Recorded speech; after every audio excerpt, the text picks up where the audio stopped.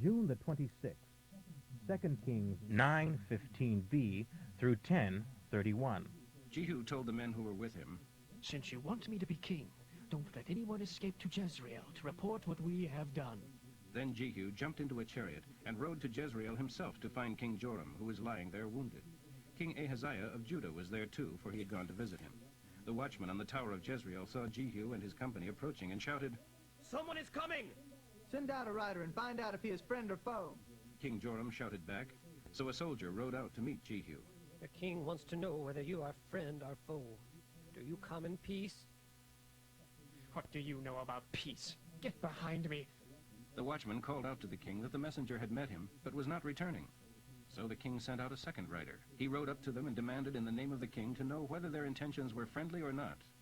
Jehu answered, What do you know about friendliness? Get behind me. The watchman exclaimed, "He isn't returning either.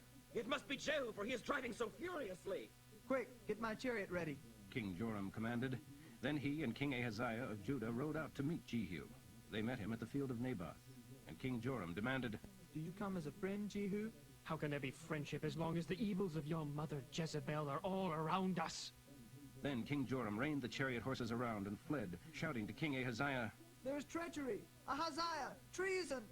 Then Jehu drew his bow with his full strength and shot Joram between the shoulders. And the arrow pierced his heart, and he sank down dead in his chariot. Jehu said to Bidkar, his assistant, Throw him into the field of Naboth. For once when you and I were riding along behind his father Ahab, the Lord revealed this prophecy to me. I will repay him here on Naboth's property for the murderer of Naboth and his sons. So throw him out on Naboth's field, just as the Lord said. Meanwhile, King Ahaziah of Judah had fled along the road to Beth-Hagan. Jehu rode after him, shouting, Shoot him too! So they shot him in his chariot at the place where the road climbs to Gur, near Ibleam. He was able to go on as far as Megiddo, but died there. His officials took him by chariot to Jerusalem, where they buried him in the royal cemetery. Ahaziah's reign over Judah had begun in the 12th year of the reign of King Joram of Israel. When Jezebel heard that Jehu had come to Jezreel, she painted her eyelids and fixed her hair and sat at a window. When Jehu entered the gate of the palace, she shouted at him, How are you today, you murderer? You son of a Zimri who murdered his master? He looked up and saw her at the window and shouted, Who's on my side? And 2 or 3 eunuchs looked out at him.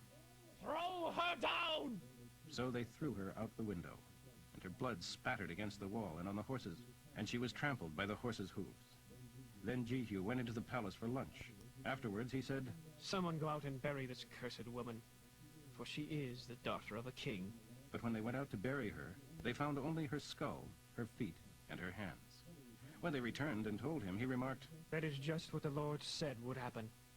He told Elijah the prophet that dogs would eat her flesh and that her body would be scattered like manure upon the field, so that no one could tell whose it was.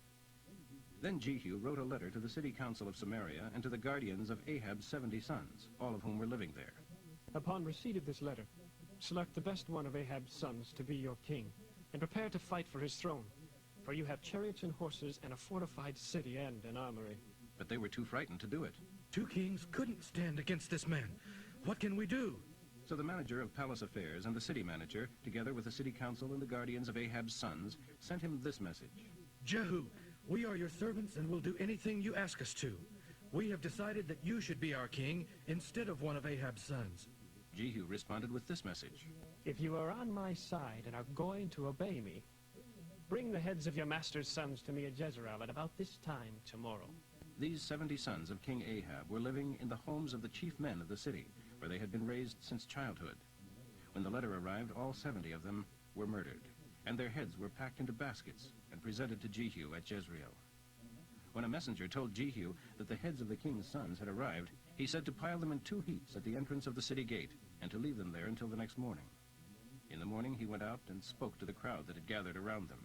You are to blame. I conspired against my master and killed him, but I didn't kill his sons. The Lord has done that. For everything he says comes true.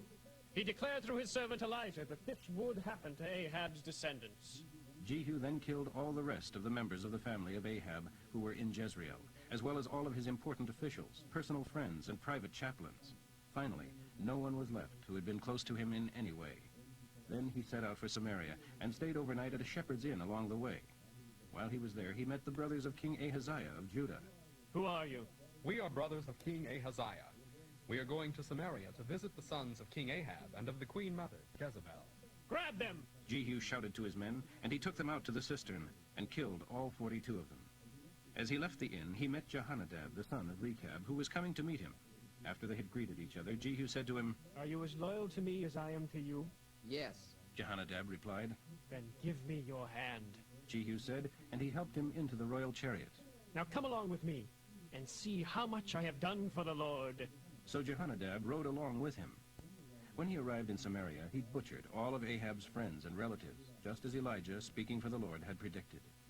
Then Jehu called a meeting of all the people of the city and said to them, Ahab hardly worshipped Baal at all in comparison to the way I am going to. Summon all the prophets and priests of Baal, and call together all his worshippers. See to it that every one of them comes, for we worshippers of Baal are going to have a great celebration to praise him. Any of Baal's worshippers who don't come will be put to death. But Jehu's plan was to exterminate them. He sent messengers throughout all Israel, summoning those who worshipped Baal, and they all came and filled the temple of Baal from one end to the other. He instructed the head of the robing room, Be sure that every worshipper wears one of the special robes. Then Jehu and Jehonadab, son of Rechab, went into the temple to address the people. Check to be sure that only those who worship Baal are here. Don't let anyone in who worships the Lord. As the priests of Baal began offering sacrifices and burnt offerings, Jehu surrounded the building with 80 of his men and told them, If you let anyone escape, you'll pay for it with your own life. As soon as he had finished sacrificing the burnt offering, Jehu went out and told his officers and men, Go in and kill the whole bunch of them. Don't let a single one escape. So they slaughtered them all and dragged their bodies outside. Then Jehu's men went into the inner temple, dragged out the pillar used for the worship of Baal, and burned it. They wrecked the temple and converted it into a public toilet, which it still is today. Thus Jehu destroyed every trace of Baal from Israel. However, he didn't destroy the golden calves at Bethel and Dan. This was the great sin of Jeroboam, son of Nebat, for it resulted in all Israel sinning. Afterwards, the Lord said to Jehu, You have done well in following my instructions to destroy the dynasty of Ahab. Because of this, I will cause your son, your grandson, and your great-grandson to be the kings of Israel. But Jehu didn't follow the Lord God of Israel with all his heart, for he continued to worship Jeroboam's gold calves that had been the cause of such great sin in Israel. Acts 17, 1 through 34. Now they traveled through the cities of Amphipolis and Apollonia, and came to Thessalonica, where there was a Jewish synagogue. As was Paul's custom, he went there to preach, and for 3 Sabbaths in a row he opened the scriptures to the people, explaining the prophecies about the sufferings of the Messiah and his coming back to life, and proving that Jesus is the Messiah. Some who listened were persuaded and became converts, including a large number of godly Greek men, and also many important women of the city. But the Jewish leaders were jealous, and incited some worthless fellows from the streets to form a mob and start a riot. They attacked the home of Jason, planning to take Paul and Silas to the city council for punishment. Not finding them there, they dragged out Jason and some of the other believers and took them before the council instead. Paul and Silas have turned the rest of the world upside down, and now they are here, disturbing our city. And Jason has let them into his home. They are all guilty of treason, for they claim another king, Jesus, instead of Caesar. The people of the city, as well as the judges, were concerned at these reports and let them go only after they had posted bail. That night, the Christians hurried Paul and Silas to Berea, and as usual, they went to the synagogue to preach. But the people of Berea were more open-minded than those in Thessalonica, and gladly listened to the message. They searched the scriptures day by day to check up on Paul and Silas's statements, to see if they were really so. As a result, many of them believed, including several prominent Greek women and many men also. But when the Jews in Thessalonica learned that Paul was preaching in Berea, they went over and stirred up trouble. The believers acted at once, sending Paul onto the coast, while Silas and Timothy remained behind. Those accompanying Paul went on with him to Athens, and then returned to Berea with a message for Silas and Timothy to hurry and join him. While Paul was waiting for them in Athens, he was deeply troubled by all the idols he saw everywhere throughout the city. He went to the synagogue for discussions with the Jews and the devout Gentiles, and spoke daily in the public square to all who happened to be there. He also had an encounter with some of the Epicurean and Stoic philosophers. Their reaction when he told them about Jesus and his resurrection was, He's a dreamer. He's pushing some foreign religion. But they invited him to the forum at Mars Hill. come and tell us more about this new religion? For you are saying some rather startling things, and we want to hear more.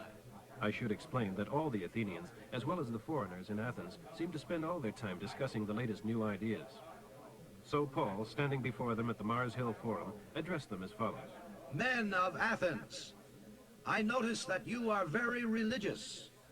For as I was out walking, I saw your many altars, and one of them had this inscription on it, "To the unknown God." You have been worshiping him without knowing who he is. And now I wish to tell you about him. He made the world and everything in it. And since he is Lord of heaven and earth, he doesn't live in man-made temples. And human hands can't minister to his needs, for he has no needs. He himself gives life and breath to everything, and satisfies every need there is.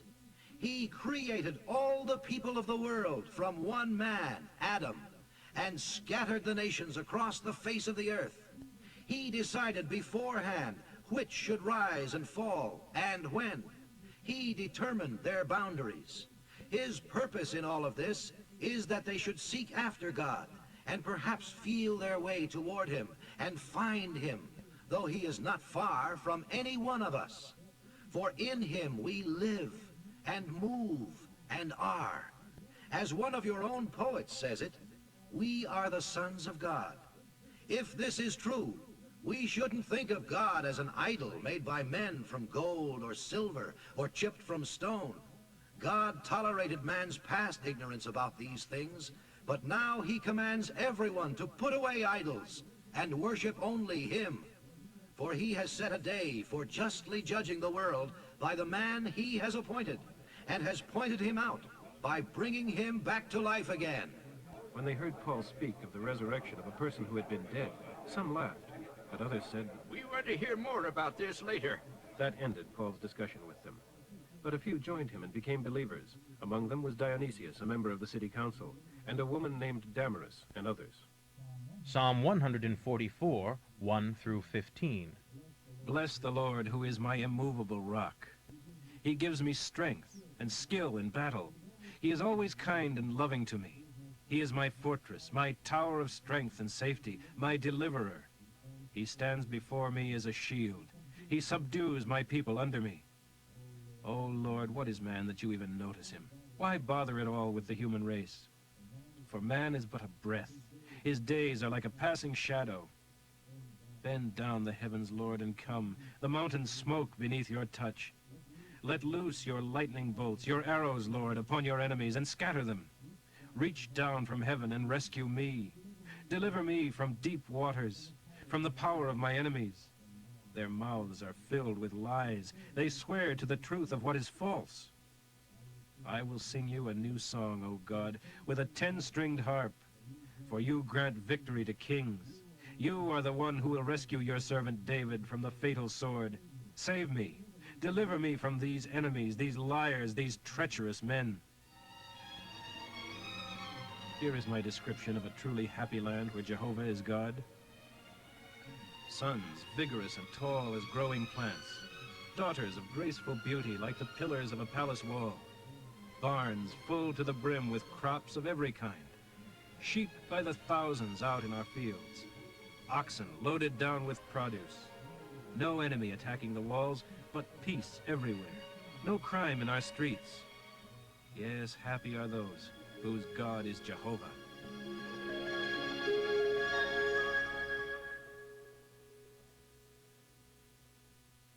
Proverbs for today, 17:27 through 28. The man of few words and settled mind is wise. Therefore, even a fool is thought to be wise when he is silent. It pays him to keep his mouth shut.